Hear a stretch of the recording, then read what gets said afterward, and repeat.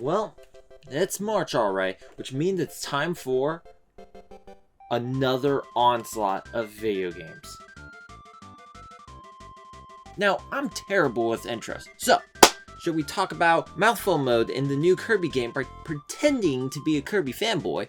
Or should I talk about how revolutionary the Gran Turismo series is by pretending to be a Gran Turismo fanboy? Well, at least this was on clearance. Gran Turismo. This isn't your ordinary driving game, it's the real driving simulator.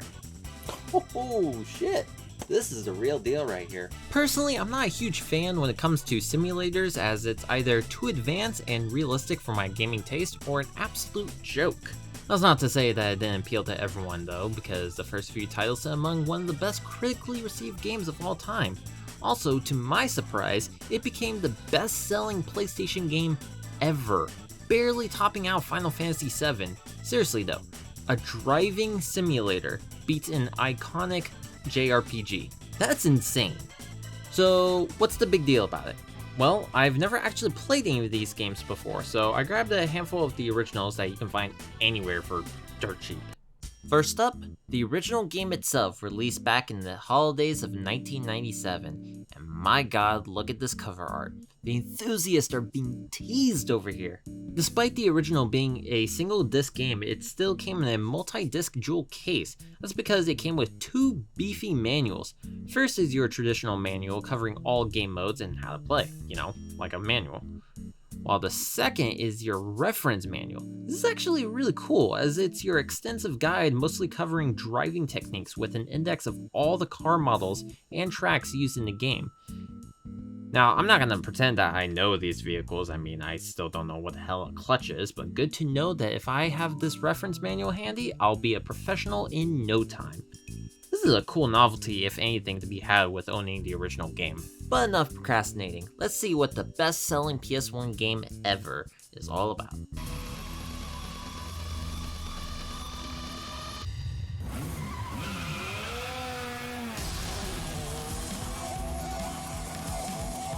This is Gran Turismo on the PS1. Gran Turismo has two game modes, arcade and simulation. Well, at least it had some kind of accessibility going for it. Arcade mode is as raw as it can get. It's definitely not the easiest to play, but with a little practice, you can maybe start winning some races on the easiest difficulty. Hey, I never said I was professional at this, so don't take me seriously. Although this wouldn't be a Gran Turismo games without those glorious polygons. This is without a doubt one of the most technically impressive games of the console generation. Of course, there's a lot of dithering going on. Although with the smaller TVs we used to have back then, this is one of the most photorealistic games that you can get on a home console. And we can't ignore the famous replay mode. This would seriously fool people into believing they're watching something straight out of a live NASCAR racing series.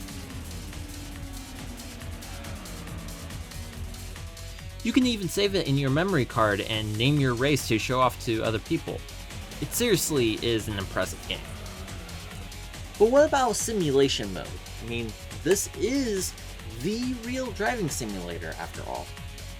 Well, you can start off with this world map with different locations to travel to, most of which are simply retailers to buy vehicles. You can even trade cars or race each other when you have a second memory card handy. Since I can't really do anything without a vehicle, let's pick one from one of the retailers. New cars are stupid expensive, so I guess we're gonna have to rely on used cars. Alright, now I can race.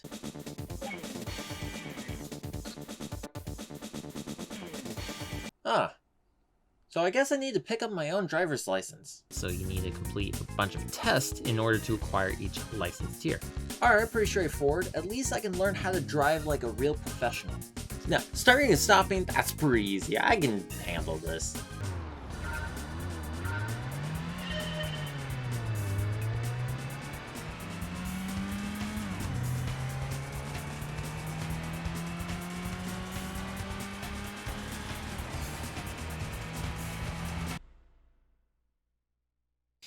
I'm starting to question my own ability to drive.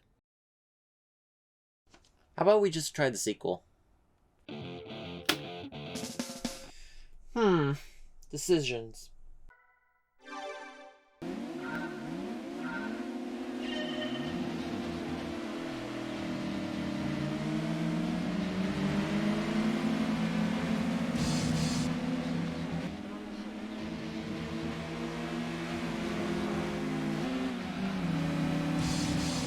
Yeah, unsurprisingly, Gran Turismo 2 is pretty much more of the same thing, but with a ton of new cars, tracks, and content. This is also the one time where I actually won a race, so feeling pretty confident in making this my favorite game in the series so far. But what about Gran Turismo on one of the best-selling video game consoles of all time? By skipping ahead to Gran Turismo 4.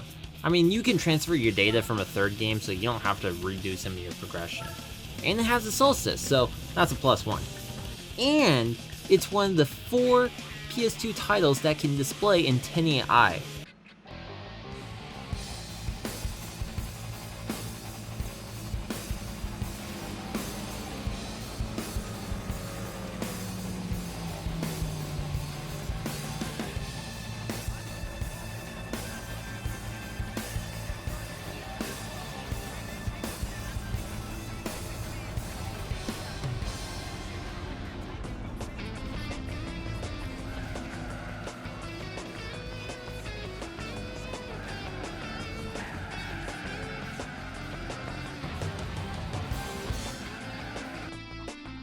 Wow.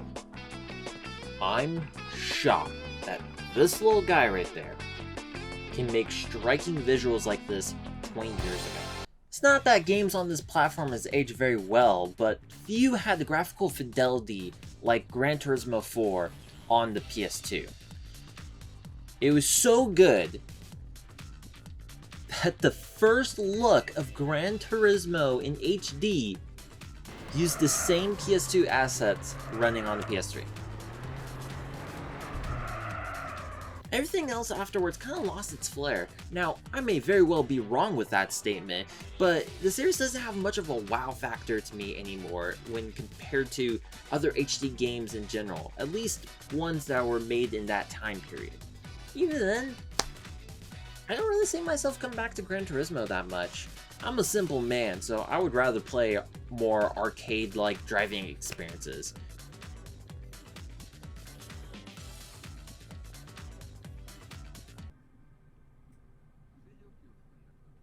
The air containing moisture will continue to rise in altitude due to this current, and once at a certain altitude and temperature, creates the clouds you see in the sky.